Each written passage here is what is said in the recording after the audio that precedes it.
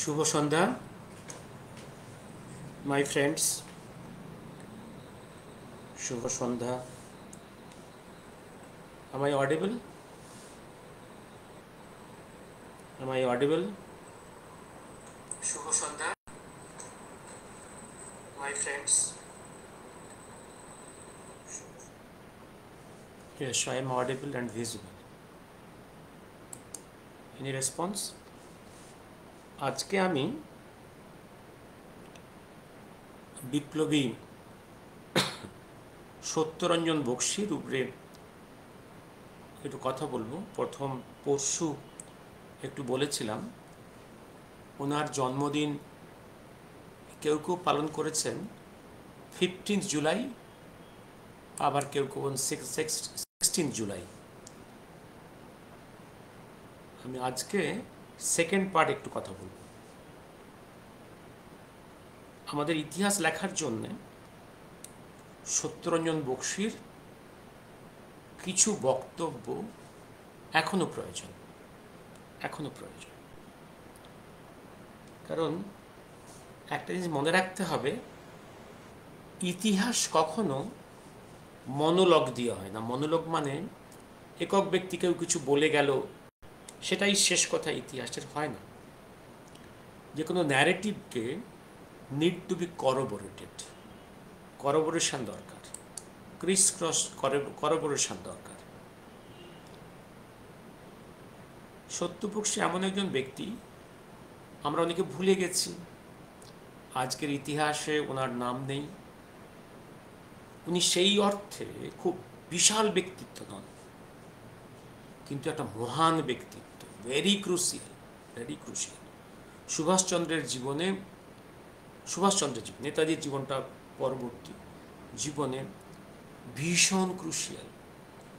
সুভাষচন্দ্রের সমস্ত যে ইন্টেলেকচুয়াল প্লেনের সমস্ত কাজকর্ম, ডিসিশনস মেকিং, এইখানে সত্যবক্সীর রোল খুব খুব বেশি। এটা আগে আমি উল্লেখ করেছি। আজকে আমি চলে যাচ্ছি, আমি কারো কোনো প্রশ্ন থাকলে আমি চেষ্টা করব। আমি চলে যাচ্ছি, আমি আবার চলে যাব ওনার evidence on oath to justice ঘোষণা কমিশনের পরবর্তী পার্টে। তার আগে একটা ওনার প্রেস স্টেটমেন্টটা আমি শুনিয়ে দিই। একটা প্রেস স্টেটমেন্ট। এই প্রেস স্টেটমেন্টটা বসুমতী শনিবার 17 ভাদ্র 1368-তে বেরিয়েছিল। ওটা ইংরেজিতে ট্রান্সলেট করুন, ওটা কি দাঁড়ায়। এবং আমি এই প্রেস স্টেটমেন্টটা আমি নিয়েছি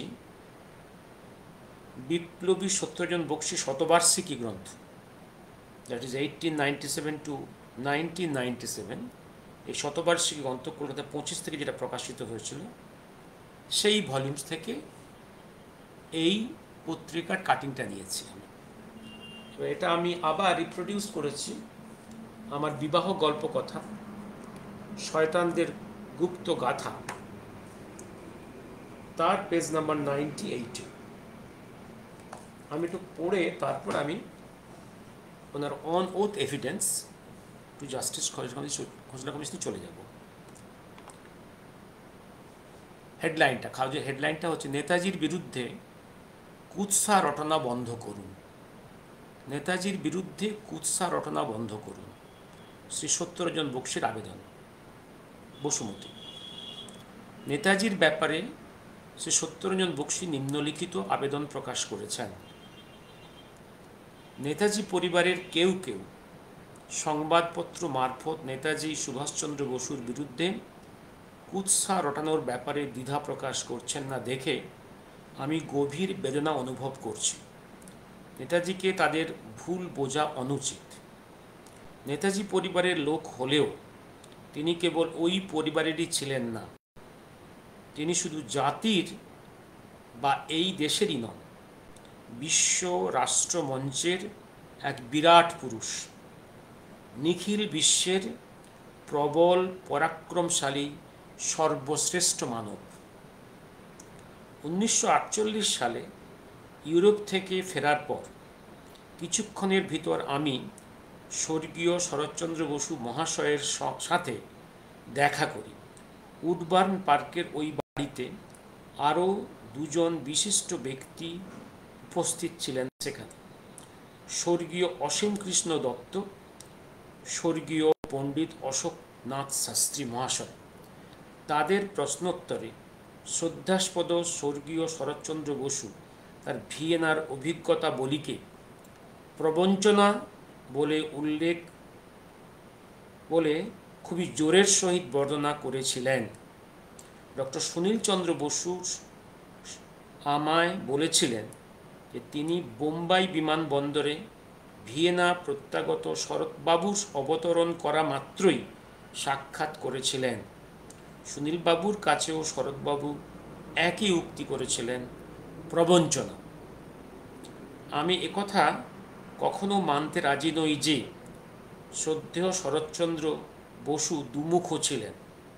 সে যা হোক, নেতাজির বিরুদ্ধে এই কুৎসা রটনা তা যিনিই করুন না কেন বন্ধ হওয়া উচিত, হলে ভারতবাসী কৃতজ্ঞ থাকবে। এই যে প্রবঞ্চনা, এই যে বিবাহ সম্বন্ধে যে প্রবঞ্চনা, অর্থাৎ এই যে এমিলি শ্যাঙ্কেল এই ভিয়েনায় যে নাটকগুলো করছিল, এগুলো প্রবঞ্চনা পরিষ্কার। এবার আপনারা ঠিক করুন, ওই এলগিন রোড আর উডবার্ন পার্কের বোসবাড়ির লোকেদের বিশ্বাস করবেন, থার্ড জেনারেশন বসুদের, না সত্যবক্সীকে বিশ্বাস করবেন? That's up to you, up to your wisdom. এবার আসছি আমি আজকে, এবার আমি চলে যাব আবার ইতিহাসের এই দলিলে। কারণ মনে রাখবেন, খবরের কাগজে কি বেরোচ্ছে সেটা গুরুত্বপূর্ণ, সেগুলো কর্পোরেশন নিয়ে ইতিহাস লিখতে হয়। তার থেকে বেশি গুরুত্বপূর্ণ জন ওথ একটা কমিশনে একজন বিপ্লবী কি বলছেন, যে ব্যক্তির নিজস্ব কোনো স্বার্থ নেই, মানুষ কি বলছে সেটা আরো অনেক বেশি গুরুত্বপূর্ণ। আমি সেদিন কয়েকটা প্রশ্ন আর উত্তর ডিসকাস করেছিলাম। আজকে আমি এগিয়ে যাব, সেগুলো রিপিট করব না। যেমন ওনাকে যখন প্রশ্ন করা হয়েছিল, question number 10, when did you see Netaji last? Answer ছিল অন 12th January 1941, 12ই জানুয়ারি 1941. That was the last I saw of him physically. মনে রাখবেন, 12ই জানুয়ারি। আমি বহুবার বলেছি, এই 12ই জানুয়ারি ভীষণ ইম্পর্টেন্ট। জাস্টিস খোসলা কমিশনে প্রদীপ বোস ভাইপো সাক্ষ্য তাই, যে 12 তারিখে এই শেষ তাকে দেখা গেছে এলগিন রোডের বাড়িতে, তারপরে কেউ তাকে দেখেনি। ঠিক তেমনি বিপ্লবী সুনীল দাস, যিনি কোট করেছেন, লীলাদিকে কোট করেছেন, বিপ্লবী লীলা রায় অনিল রায়কে কোট করেছেন, সেখানেও একই বক্তব্য, 12 তারিখের পরে তাকে কেউ দেখেনি। আবার বিপ্লবী barrister Shashanka Shekhar Sanyal at the age of 77 পার্লামেন্টে যে বক্তব্য রেখেছেন, সেখানেও তাই। 3 তারিখে শেষ দেখা, সুভাষচন্দ্র 13 তারিখে বাড়ি থেকে বেরিয়ে গেছেন। এবং রবীন্দ্রনাথ ঠাকুরের ছোট গল্প বদনামের শেষ স্ট্যাঞ্জা যখন অঙ্কের ভাষায় কথা বলেছেন, তার ডিকোডিং করলে এটাই দাঁড়ায় সুভাষচন্দ্র 12 কি 13ই জানুয়ারি বেরিয়ে গেছেন, অর্থাৎ শিশির ঘোষের মহানিষ্ক্রমণের গল্পটা মিথ্যা, পরিষ্কার। এবার আসছি আমি তারপরের প্রশ্ন, 13 নম্বর কোশ্চিন যেটা করা হয়েছিল, 13 নম্বর কোশ্চিনটা 11 নম্বর কোশ্চিন করা হয়েছিল। সত্যবাবুকে একটা ছবি দেখানো হয়েছিল কমিশনে, যে বলা হয়েছিল এই ছবিটা কার। উনি পরিষ্কার বলে দিলেন এই ছবিটা হচ্ছে শোলমারির সাধুর, আরও বলে দিলেন এমফ্যাটিক্যালি, এ নিয়ে আমার কোনো ইন্টারেস্ট নেই। I think it is the picture of Solmari Sadhu. I am not at all interested in it. Clear? পরিষ্কার, একদম ক্লিয়ার বোল্ড আউট করলেন। আর আরও বলে রাখি, আরও করাবোরেট করে দিচ্ছি, শোলমারি সাধু সম্বন্ধে একই বক্তব্য বিপ্লবী লীলা রায়ের, একই বক্তব্য সত্যবক্সীর বলে দিলাম, একই বক্তব্য বিপ্লবী ডক্টর পবিত্র মোহন রায়ের, তার সাক্ষ্য তাই। এরপরে যদি শোলমারি নিয়ে কেউ কিছু বলতে চান সেটা এবং শোলমারি নিয়ে পরে আরও প্রশ্ন করেছে কমিশন তাকে, তার জবাব দিয়েছেন বিপ্লবী সত্যরঞ্জন বক্সী। পরে আসছি আমি তারপরের প্রশ্ন। এইবার আমি যে প্রশ্নগুলো, এবার গান্ধীর সঙ্গে তার সাক্ষাৎকার আমি ওদিন আলোচনা করেছি, ভোলাভাই দেশাইয়ের সঙ্গে সব সাক্ষাৎকার, পণ্ডিত নেহেরু, এগুলো উল্লেখ করেছি। আমি ওখান থেকে চলে যাচ্ছি। আমি এইবার ওই জায়গাটা যেটা ভোলাভাই দেশাই আইনের ট্রায়াল রেড ফোর্টের সময় যে গভর্নমেন্ট এক্সিবিটসগুলো সাবমিট করেছিল, যেগুলো ভোলাভাই দেশাই দেখেছিলেন as the pleader, as the defence counsel of the INA soldiers, সেখানে একটা ডকুমেন্ট ছিল, Bose has fled again, if he comes back we will lose whole of Asia। এই ডকুমেন্টসগুলো হচ্ছে ম্যাকআর্থারের ডকুমেন্টস। এটা পরিষ্কার করে আবার উনি বলছেন, কমিশন দেখেছেন উনি, এবং এগুলো ভুলে গেছে সেই ডিরেক্টলি বলেছেন। এবং পরবর্তীকালে আবার দেখাবো আমি justice Radha Binod Pal, who was the জাজ in Far East Asia war crime tribunal, তার সঙ্গে তার কথোপকথন, সেখানে উনি কী জেনেছেন।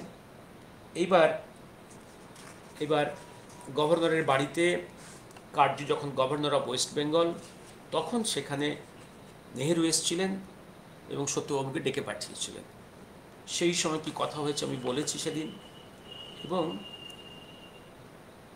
আরও আমি আসছি এবং এবং এবং আরেকটা প্রশ্ন যেটা হচ্ছে, যে প্রশ্নটা রেজ করেছে, সেটা হচ্ছে একটা প্রশ্ন রেজ করেছে, যে রেজটা হচ্ছে এই,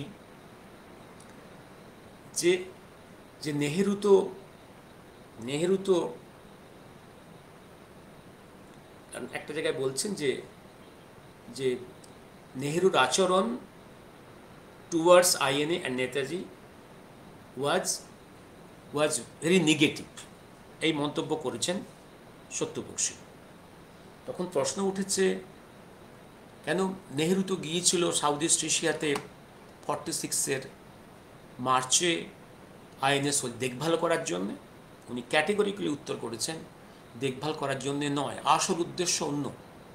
আসল উদ্দেশ্য হচ্ছে ব্রিটিশ আমেরিকানদের কাছে একদম তথ্য ছিল নেতাজির প্লেন ক্র্যাশ করেনি, তার মৃত্যু হয়নি। সুতরাং সেখানে নেহেরুকে ওরা নিয়ে গিয়েছিল নেহেরুর সঙ্গে ব্রিটিশের একটা আন্ডারস্ট্যান্ডিং করিয়ে নেওয়ার জন্যে, আগে থেকে একটা আন্ডারস্ট্যান্ডিং করে দেওয়া। কারণ নেহেরুকে জানিয়ে দেওয়া হয়েছে প্লেন ক্র্যাশ হয়নি। সুতরাং নেহেরু এবং ব্রিটিশ এর কমন শত্রু সুভাষচন্দ্র, এবং সেক্ষেত্রে ব্রিটিশ এবং নেহেরুর সঙ্গে ভেতরে একটা আন্ডারস্ট্যান্ডিং করার প্রয়োজন। সেই আন্ডারস্ট্যান্ডিংয়ের জন্য নেহেরুকে ওরা নিয়ে গিয়েছিল। এবং আমি বহুবার বলেছি, বহুবার লিখেছি, ওখানে অনেকগুলো বোঝাপড়া হয়েছিল। ওখানে ব্রিটিশের সঙ্গে নেহেরু বোঝাপড়া হয়েছিল, কীভাবে দেশ ভাগ করা হবে তার বোঝাপড়া, কীভাবে আইএনএ ট্রেজারি লুট করা হবে তার বোঝাপড়া, এবং মাউন্টব্যাটেন ফ্যামিলির সঙ্গে এডুইনার সঙ্গে একটা বন্ধুত্বের সম্পর্ক, যে বন্ধুত্বের সম্পর্ক মোর দ্যান ফ্রেন্ডশিপ, যেটা আমি উল্লেখ করেছি, যেটা মাউন্টব্যাটেন নিজে, particularly Nehru relations with Edwina is more than friendship, সেটা মাউন্টব্যাটেন নিজে বলেছে, সেটা বহুবার উল্লেখ করেছি, that is more than friendship. এবার আমি একটা জিনিস বলছেন, তখন কমিশন থেকে বলা হয়েছে, কেন নেহেরু তো গাউন পরেছিলেন আইএনএ যখন ট্রায়াল হচ্ছে রেড ফোর্টে, নেহেরু তো গাউন পরে গেছিলেন। বলছে হ্যাঁ, উনি গাউন পরেছিলেন। এই গাউন পরার উদ্দেশ্য এই নয় যে উনি আইনের সোলজারদের ভালো করতে চেয়েছেন। ওনার উদ্দেশ্য ছিল একটা টেকনিক ছিল যে যেহেতু INA issue is very popular throughout the whole country, এই পপুলার ইস্যু থেকে নিজেকে সরিয়ে রাখলে নিজের পলিটিক্যাল অ্যাসপিরেশনকে, নিজের পলিটিক্যাল ক্যারিয়ারকে ডুম করা হয়, নষ্ট করা হয়। কোনো বুদ্ধিমান লোক যাদের পলিটিক্যাল অ্যাসপিরেশনস আছে, নেতা হয়ে শাসক হওয়ার লোভ আছে, তারা কখনো জনগণের কাছে পপুলার ইস্যু থেকে দূরে সরে থাকতে পারে না। যে মুহূর্তে INA issue was very popular throughout the whole country, উনি ওই জয় হিন্দ ধ্বনি দেওয়া শুরু করেছিলেন। তার আগে পর্যন্ত he was against Jai Hind, against INA and Subhas Bose. যে মুহূর্তে উনি দেখলেন এটা INA issue is very popular, উনি সেই পপুলারিটির অংশ শেয়ার করার জন্যে, জনগণের কাছে প্রিয় হওয়ার, প্রিয় সাজবার জন্য এটাই করেছিলেন। দেখবেন আপনারা যদি ট্রান্সফার অফ পাওয়ার ভলিউম 6 দেখেন, সেখানেও ব্রিটিশদের কাছে প্রশ্ন, ব্রিটিশরা সন্ধান করছে যে নেহেরু গতকাল পর্যন্ত আইএনএর এগেনস্টে, নেতাজির এগেনস্টে, সেই মানুষটা হঠাৎ কী করে আইএনএর ট্রায়ালের সময় ব্যারিস্টারের গাউন পড়ছে এবং জীবনে প্রথম গাউন পড়ছে। এই রহস্য খুঁজতে গিয়ে ওরাও নোট দিয়েছে যে Nehru has got a aspiration, political aspirations, এবং এই অ্যাসপিরেশনের জন্যে তার পক্ষে একটা পপুলার ইস্যু, আইএনএর মতো একটা পপুলার ইস্যু থেকে দূরে থাকা সম্ভব নয়। এবং এই নেহেরুই ক্ষমতা হস্তান্তরের পরে, পার্টিশনের পরে আইএনএ সোলজারদের শাস্তি দেবে। একদম পরিষ্কার, নোটগুলো দেখে নেবেন ট্রান্সফার অফ পাওয়ারে। এবং তখন তো আর যখন 1972-তে যখন সত্যেন্দ্র বক্সী এই ডিপোজিশন দিচ্ছেন ওথ, তখন তো ট্রান্সফার অফ পাওয়ারের ভলিউম বেরোয়নি, কিন্তু ক্লিয়ারলি এই কথাগুলো বলছেন। That is his depth of knowledge on the subject. এবার আসছি আমি, এই যে পরিষ্কার উত্তর দিচ্ছেন, কোশ্চিন নাম্বার 25 কোশ্চিনের এগেনস্টে উত্তর দিচ্ছেন, অ্যান্সার দিচ্ছেন, it was not easy for any man to swim against the tide.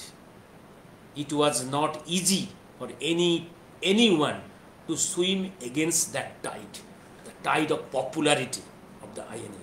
তার বিরুদ্ধে যাওয়া সম্ভব ছিল না।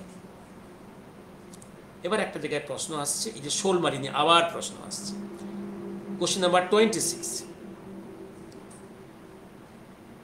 এই যে you have just now stated regarding patronizing of the Sholmari সাধু, মানে একটা জায়গায় পরিষ্কার বলে দিয়েছেন, বক্সী পরিষ্কার বলেছেন শোলমারির গভর্নমেন্টের তৈরি করা একটা ডিজাইন, পরিষ্কার। সত্যবক্সী পরিষ্কার বলে দিয়েছেন শোলমারি গভর্নমেন্টের নিজস্ব একটা ডিজাইন। তাই 26 নম্বর জায়গায় কমিশন প্রশ্ন করছে জাস্টিস সত্যরঞ্জন বক্সীকে, you have just now stated regarding patronising of the Sholmari sadhu posing as Netaji. Would you be good enough to let the commission know whether government of India, and for that matter Sri Nehru, was interested in maintaining that Netaji was dead, and they were interested through patronizing this sadhu to convey the idea that Netaji was not dead? Commission বলছে, দেখুন নেহেরু তো বলছে মুখে Subhash Chandra Netaji plane ক্র্যাশে মারা গেছে, তাহলে আবার তারাই শোলমারিকে সে প্যাট্রোনাইজ করবে কেন? এই প্রশ্ন এখন পরিষ্কার জবাব দিচ্ছেন, I hinted by answering in a very simple word is diversion. It is diversion technique. Shaulmari যে ডাইভারশন টেকনিক, এবং আমি এর আগে যখন আলোচনা করি শুধু ডাইভারশন টেকনিক নয়, পরিষ্কার যারা ক্রিমিনোলজি পড়েছেন তারা দেখবেন ক্রিমিনোলজি, কারণ আমাকে ক্রিমিনোলজিটা পড়তে হয়েছে, কারণ it was my subject in my first year of MBBS, applied psychology, criminology, এটা পড়তে হয়েছে। অ্যাপ্লাইড সাইকোলজির পার্ট হচ্ছে একটা ক্রিমিনোলজি। আপনারা এখানে দুটো আছে, ডাইভারশন টেকনিক, পাবলিককে কনফিউজ করা, আরেকটা হচ্ছে এই যে শোলমারির এই যে ডিজাইনটা করা হলো, এখানে গভর্নমেন্টের এজেন্সি লক্ষ্য করছে যে এই আশ্রমে কারা কারা যাচ্ছে, এই লিস্টটা তৈরি হচ্ছে। এই লিস্টে যারা যাচ্ছে, যারা গভর্নমেন্টের এজেন্ট, তারা তো গভর্নমেন্ট জানে, ওগুলো বাদ দিয়ে আর যারা যাচ্ছে তারা মার্কড হচ্ছে যে এখনো এই লোকগুলো নেতাজিকে খুঁজে বেড়াচ্ছে। They are still now dedicated to Netaji. এই লিস্ট হচ্ছে, লিস্টিং। এবার আসছি আমি, তারপরে আরেকটা জায়গাতে আসছি, ফ্রম দ্যাট অ্যাসোসিয়েটেড বাই। এবার উনি একটা জায়গায় অনেকে প্রশ্ন করেছেন, এই যে এই কমিশন জিজ্ঞাসা করছে, এই কমিশনের আপনি কি খুব আশাবাদী? Are you hopeful about this commission? উনি পরিষ্কার এমফ্যাটিক্যালি বলছেন যে আগের, কারণ ওনাকে প্রশ্ন করেছে আপনি কি খোসলা শাহনাজ খান কমিটিতে ডিপোজ করেছিলেন? বলছেন না, তাতে আমার কোনো বিশ্বাস ছিল না। আজকে আমি এসছি, এটাতেও আমি বিশ্বাস করি না, কারণ আমি এটাও জানি এটাও ডক্টর জাজমেন্ট দেবে, এবং এরপরে কমিশন হয়ে যাবে, কারণ গভর্নমেন্ট ট্রুথে যাওয়ার চেষ্টা করবে না। পরিষ্কার একদম এমফ্যাটিক্যালি কোশ্চেন নাম্বার 29-30-তে এসে উনি উত্তর দিচ্ছেন এমফ্যাটিক্যালি। আচ্ছা, এবার একটা জায়গায় বলছেন কোশ্চেন নাম্বার 31-এর পরে এসে উনি একটা জায়গায় বলছেন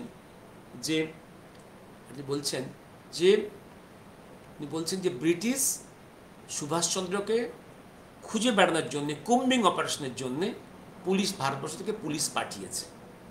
কমিশন জিজ্ঞাসা করেছে, is it before the partition, before 47 transfer of power, or after that?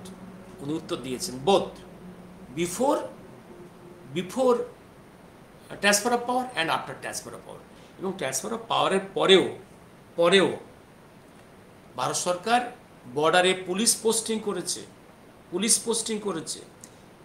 And তার আগে বলছেন, police parties were even posted in Indian boundary with Burma, China, NEFA, Naga areas to look after if they can find out any trace about Netaji.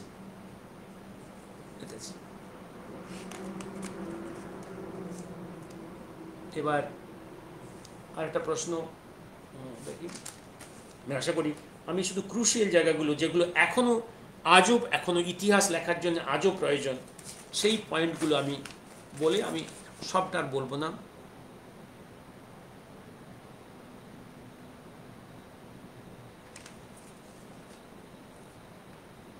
এবার হ্যাঁ, 39-এ এসে দেখুন bold জবাব দিচ্ছেন। Do you think Netaji is alive? Yes. প্রশ্ন 39-এ, you still believe that Netaji is not dead but he is alive? উত্তর, I still believe that, I fully believe that he is alive. I still believe that, I fully believe that he is alive. এবং 70-72 এরকম সময় তো সুরেশবাবুও বলেছেন এই কথাগুলো। এবার তারপরে একটা, I have already told you that I have heard from great leaders.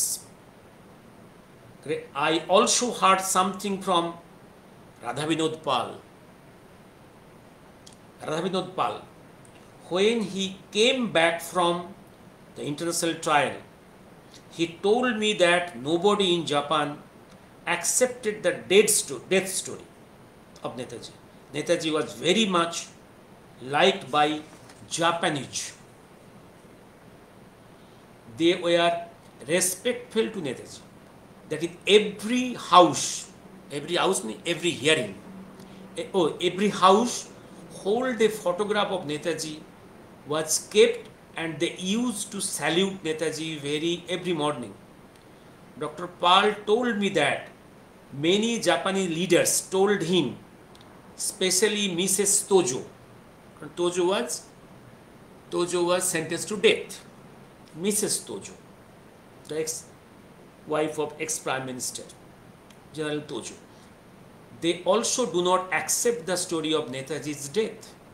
Dr. Pal, Justice Radhabinod Pal, was also of the opinion that Netaji was still alive, and finally he said that the next birthday of Netaji we should celebrate with Netaji present among us. So he is very much assertive in this respect. এটা Mrs তোজোকে coat করছেন। This meeting with Dr. Pal was in 1946? No, not in 1946. After that, it was when he came back after the international trial. So this would be around 1949, 49, like that. No, even after that. And Justice Pal second time went to Japan in 51, like that, I think. So I remember. Yes. Have you got any recent information about Netaji? I mean, after Dr. Pal? I do not.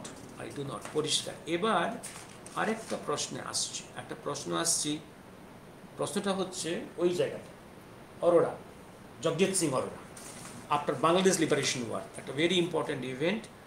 আমি এটা পড়েছি 14 years in jail। এবার একটা সময় একটা প্রশ্ন করেছি, যে একটা জায়গায় প্রশ্ন দেখুন, ওনার জেল জীবন সম্বন্ধে প্রশ্ন করেছে কমিশন। উনি বলছেন যে আমি প্রথম জেলে গিয়েছি 1926, প্রথম জেলে গিয়েছি 1926, এবং শেষ জেলে গিয়েছি 1946, তারপর আমি জেল থেকে বেরিয়ে এসেছি। এই 1926 to 46 মধ্যে আমি 12 বছর জেলে ছিলাম, 12 বছর। এবার কম্পেয়ার করুন, Subhashchandra Bose political life started in 1921, in India last 41, তাহলে 20 বছর। এই 20 বছরের মোর দেন 12 years হি ওয়াজ 12 বার উনি জেলবন্দি হয়েছেন, এবং 12 বছর এর মধ্যে 12 বছর উনি জেলবন্দি ভারতবর্ষে বা ভারতের বাইরে বা ইউরোপে, এক্সাইট। হ্যাঁ, মনে রাখতে হবে এটা। এবার জগজিৎ সিং অরোরার সঙ্গে ওনার মিটিংটা ভীষণ important. Jagjit Singh Arora was GOC, General Officer Commanding of the Fort William, that is the Army Eastern Commander Chief. He commanded the Indian Army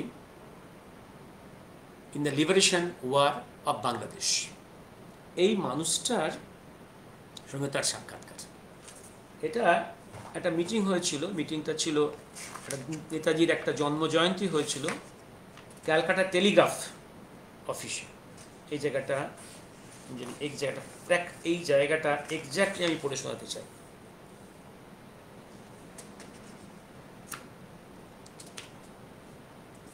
হ্যাঁ, আমি আসছি ওই জায়গাটা, একটা জায়গায় আবার ওই প্রশ্ন আসছে যে 12 ওনার সত্যবাবুর সঙ্গে সুভাষচন্দ্রের লাস্ট দেখা কবে in India. I met Netaji last on 12 January, আবার প্রশ্ন এসছে, আবার উত্তর দিচ্ছেন এমপ্যাটিক্যালি, 1941. That was my last meeting because we do not want the police crowd before my house and his house to create a scene and disturb Netaji's stay in that house on parole. The preparations were complete, and that's all.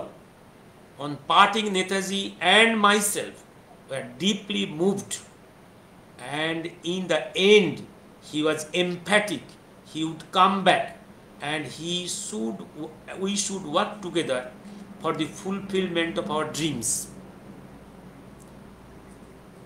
ওই সময় কথা হয়েছিল যে আমি ফিরে এসে আবার দেখা হবে আপনার সঙ্গে, এবং এই যে শপথ নিলেন উনি ওই বাড়ি কখনো ছাড়লেন না, ওই জন্য ওই বাড়ি কখনো ছাড়লেন না। ওনার আশঙ্কা যদি সুভাষচন্দ্র এসে আমাকে না পেয়ে ফিরে চলে যায়।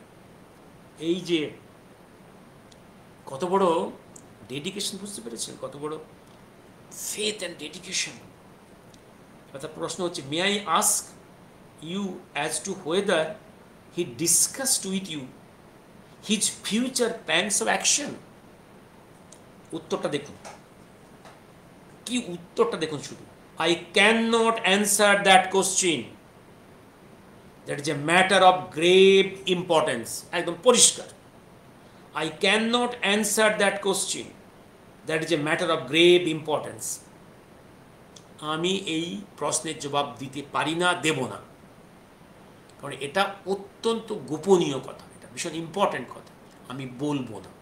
এই যে ওথ অফ সিক্রেসি, কি ডিসকাশন হয়েছে, আমি কিচ্ছু বলবো না, ওথ অফ সিক্রেসি। আরও চাপ দিচ্ছে, আরও পারসুয়েট করছে, কোশ্চিন করছে, since this is a record would be a part of future history for the posterity, would you be mind telling the commission about it? আবার এমফ্যাটিক, না আমি কিচ্ছু বলবো না, I have nothing to tell, I have nothing to add, আমি কিচ্ছু বলবো না। এই যে এবং পার্লামেন্টও দেখুন আপনি, যেখানে ব্যারিস্টার সোনাকর সান্যাল যেখানে বক্তব্য রাখছেন, যেখানে বলছেন যে 3 তারিখে আমার ওনার সঙ্গে দেখা এলগিন রোডে, এবং 13 তারিখে বেরিয়ে গেছেন, এবং আরও অনেক কথা হয়েছে, সে কথা বলার সময় আসেনি, আমি কিছু বলতে পারি না, কিছু বলবো না, আমি অপেক্ষা করছি তার নির্দেশের জন্য, তার পারমিশন পেলে বলবো। 1977-78 পার্লামেন্টে স্পিচ দিচ্ছেন, oath of secrecy, oath of secrecy. এবার তারপর I met doctor Radhakrishnan both in Delhi and Calcutta, and once on my saying that I was like a shipwrecked sailor, আমি ডুবে যাওয়া জাহাজের একজন নাবিক, waiting for a sail, Dr. Radhakrishnan said, you may not have to wait long, আপনাকে বেশি অপেক্ষা করতে হবে না। রাধাকৃষ্ণন। এবার মোস্ট ইম্পর্টেন্ট বোধ এইটা বলি, আমি আর বেশি কথা বলবো না। এবার his meeting with the Jagjit Singh Arora, যে বাংলাদেশ লিবারেশন ওয়ার নিয়ে আমরা অনেক কথা বলি। এবার একটা তথ্য শুনে রাখো, কান পেতে শুনে রাখো। কোশ্চিন নাম্বার,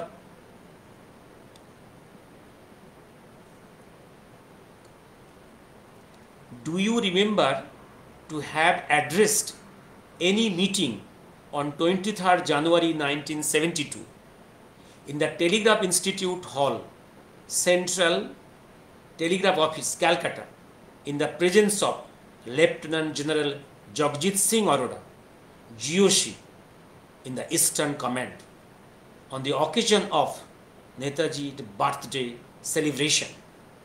Answer দিচ্ছেন, I happened to preside over the Netaji birthday meeting in the Central Telegraph Institute in January 1972. Lieutenant General Arora was there as the principal guest. I welcomed him, saying that that was a sacred day, being the birthday of Netaji. I added that I emphatically hold that Netaji was the greatest man living in the world today. The general was very respectful to Netaji and nodded. আবার পড়ছি, আমি বাংলা করছি না, আপনারা বাংলা করেন নিন। I added that I emphatically hold that Netaji was the greatest man living in the world today. The general was very respectful to Netaji and nodded. Our question, is it a fact that General Arora reproduced it, your version regarding Netaji, that he was still alive? Answer দিচ্ছেন সত্যেন্দ্র বাবু, answer দিচ্ছেন, I have already answered. I have already answered.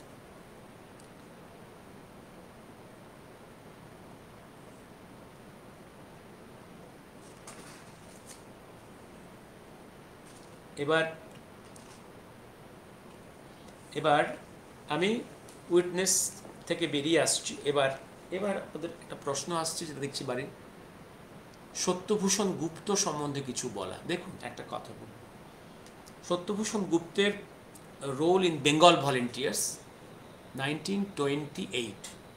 Bengal volunteers তৈরি হয়েছিল বাংলাদেশের বিভিন্ন যে বিপ্লবী সংস্থা, যুগান্তর, অনুশীলন, ঢাকা সেন্ট্রিক, যেখানে লীলাদির দীপালি সংঘ, ওদিকে অনিল রায়ের তোমার যে সংঘ, মুক্তি সংঘ, ইভেন উত্তর বাংলার, নর্থ বেঙ্গলের যে বিপ্লবী সংগঠনগুলোর থেকে বেস্ট এলিমেন্টসগুলোকে নিয়ে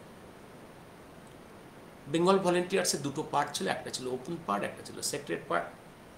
ওপেন পার্টটা রোল প্লে করেছিল as volunteers to help the 1928 Calcutta Congress, Calcutta কংগ্রেসের সেশনটাকে হেল্প করার জন্য। সেখানে বেঙ্গল ভলেন্টিয়ার্সের জিওসি ছিলেন নেতাজি সুভাষচন্দ্র বসু। তখন এই সংগঠনে সত্যবক্সীর একটা খুব বড় রোল ছিল, কোনো সন্দেহ নেই। মনে রাখতে হবে যে সংগঠনের দুটো দিক থাকে, একটা হচ্ছে গুপ্ত দিক, একটা ওপেন দিক, পাবলিক প্লেন, একটা সেক্রেট প্লেন। একটা থেকে ওপেন পাবলিক কন্ট্যাক্ট, হচ্ছে পাবলিক ফোরাম, আর একটা হচ্ছে সেক্রেট ইন্টেলেকচুয়াল ফোরাম। সত্যগুপ্তের রোল ইন সেক্রেট ফোরাম যে অর্থে যতখানি গভীরে সত্যবক্সীর, ততখানি সত্যগুপ্তের নয়।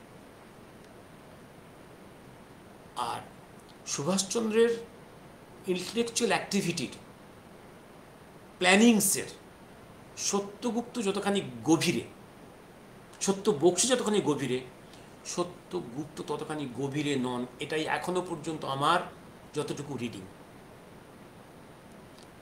সত্যগুপ্তের প্রতি শ্রদ্ধা জানিয়েও বলছি, বেঙ্গল ভলেন্টিয়ার্স তার যে রোল জানিয়েও বলছি, শোলমারি ইস্যুতে সত্যগুপ্তের রোলকে কিন্তু বিপ্লবী Leela Roy is not approving, বিপ্লবী doctor Pabitra Mohan Roy is not approving on record. And এখানে অন রেকর্ড দেখিয়ে দিলাম বিপ্লবী সত্যবক্সী ইজ নট অ্যাপ্রুভিং। এই জায়গার কিন্তু এটা মানতে হবে। ইতিহাস কখনো একক মনোলগে হয় না। এবং একটা জিনিস মনে রাখবেন, শোলমারি ওয়াজ এ ইস্যু। শোলমারি যখন চলছে, when it is running, সেই সময়ই শোলমারি ইস্যু বাংলা এবং ভারতের মিডিয়াতে হেডলাইন। তখনই ওয়েস্ট বেঙ্গলের অ্যাসেম্বলিতে এবং পার্লামেন্টে বিং ডিসকাসড। এবার একটু চিন্তা করে নিন, to what extent, what it is. এই শোলমারিতে নেতাজি, মহাকাল, ভগবানজি থাকবেন, যার এগেনস্টে ওয়ার ক্রিমিনাল চার্জ। একদম বি প্র্যাকটিক্যাল, বি একটু ইন্টেলিজেন্স খাটান, একটু যারা অ্যাপ্লাইড সাইকোলজি পড়ে, একটু ক্রিমিনোলজি পড়ে, একটু ওয়ার্ল্ড হিস্ট্রি নিয়ে যারা আলোচনা করে, বা MI5 MI6 এর অ্যাক্টিভিটি, ব্রিটিশ ইন্টেলিজেন্সের বা CIA এর অ্যাক্টিভিটি, বা ইন্ডিয়ান ইন্টেলিজেন্সের অ্যাক্টিভিটি যারা একটু খোঁজ খবর রাখেন, how can a person who is in Solmari keep himself away from the watch of this MI5 MI6 CIA and the Indian intelligence?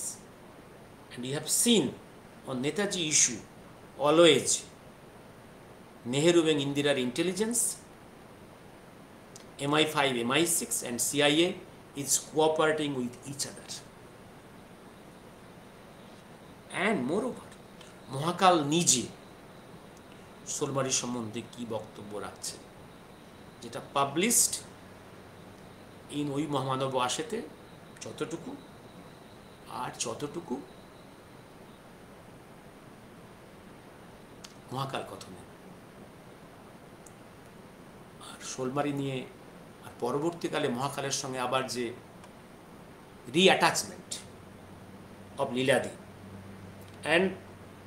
And Jayashree group and doctor Pabitra Mohan রায়, এই যে যোগাযোগ, এই যোগাযোগ যদি থাকে তাহলে এই ব্যক্তিদের শোলমারিদির সম্বন্ধে নেগেটিভ অ্যাটিটিউড থাকার কথা নয়। সমস্ত অ্যাঙ্গেল ভাবুন, ভেবে চিন্তা করুন। জয়দেববাবু চিন্তা করুন, চিন্তা করতে শিখুন। শুভরাত্রি। কতক্ষণ হলো? 42 minutes, 40 minutes. Let me stop here today. Thank you. আর কার কোনো প্রশ্ন আছে?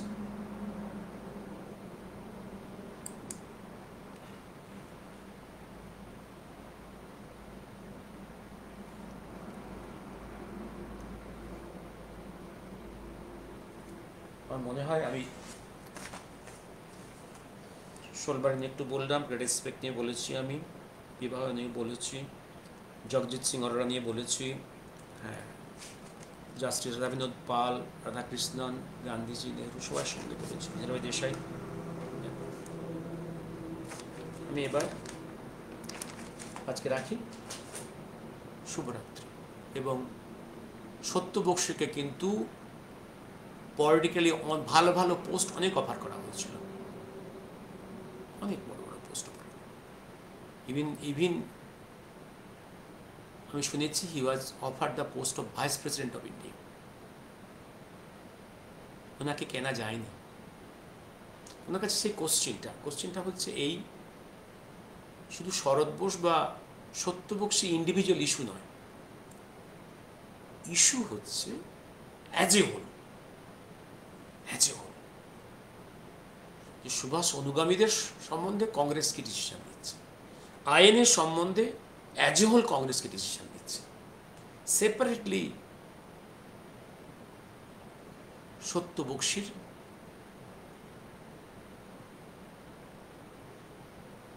সরকারের কাছ থেকে কিছু পাওয়ার নেই, পাবেন না, দিলেও নেবেন না। ডক্টর পাল সম্বন্ধে, জাস্টিস রবীন্দ্রনাথ পাল, আমি বলবো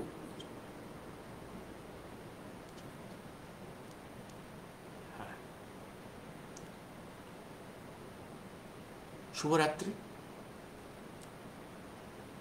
সারাটা জীবন দারিদ্র্যের মধ্যে কাটিয়েছেন, ওই পুরনো বাড়িতে থেকেছেন একটা আশায়, যদি সুভাষচন্দ্র ফিরে আসেন যাতে তাকে ফিরে যেতে না হয়, যেন ওখানে সাক্ষাৎ হয়, নাহলে ফিরে যাবেন, খুঁজে পাবেন না।